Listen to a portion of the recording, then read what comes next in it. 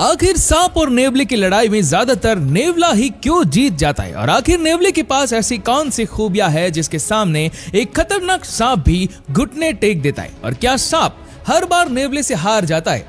दोस्तों, सांप और नेवले की लड़ाई में एक बात तो पक्की है कि सांप सिर्फ अपनी जान बचाने के लिए नेवले पर हमला करता है, वहीं नेवला सांप को मारने और खाने के लिए सांप पर हमला करता है। यानी इतना तो तय है कि इन दोनों जीवों की लड़ाई में लड़ाई होने से पहले ही विजेता नेवला होता है। सांप को मार डालने में नेवले की सफलता का कारण उसकी 4 प्रमुख विशेषताएं हैं, जिसमें से एक है नेवले का अत्यधिक फुर्तीला होना। जो जीव जितना फुर्तीला होता है उससे सामने वाला जीव उतना ही सुस्त दिखाई पड़ता है। यदि हमें सांप का हमला इतना तेज दिखता है तो वहीं हमला एक नेवले को इतना सुस्त दिखाई देता है। अपने अत्यधिक फुर्ती के कारण नेवला 100 में से 99 मौकों पर सांप के हमले से बच जाता है, लेकिन जब फुर्तीले नेवले द्वारा हमला किया जाता है तो सांप नहीं बच पाता।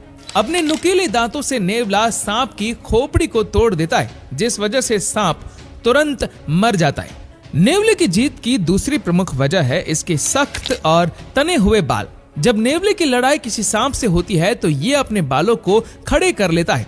बता दें कि सांप के दांत ज्यादा लंबे नहीं होते, इसीलिए जब सांप नेवले को काटने की कोशिश करता है तो अधिकतर मौकों पर सांप के दांत नेवले के सख्त और खड़े बालों में ही जहर उगलकर वापस हो जाते। ये दांत नेवले की त्वचा तक पहुंच ही नहीं पाते और यदि सांप नेवले को काटने में कामयाब भी हो जाता है तो नेवले की अन्य खूबियां उसकी जान बचा लेती है।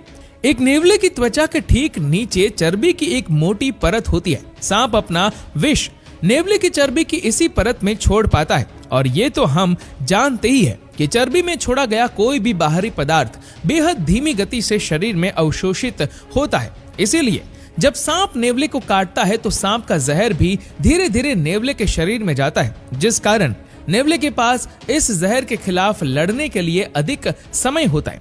सांप के जहर के खिलाफ नेवले का आखिरी हथियार होता है विष प्रतिरोधक क्षमता। किसी नेवले के शरीर में विशेष एसिटाइल कोलाइन रिसेप्टर्स होते जो सांप के जहर को आसानी से सहन कर लेते हैं और नेवले की विष प्रतिरोधक क्षमता सांप के जहर को बेअसर कर देती है। इसीलिए सांप के काटे जाने के बावजूद भी नेवला मरता नहीं है। लेकिन क्या सांप और नेवले की लड़ाई में हर बार जीत नेवले की होती है? बिल्कुल नहीं।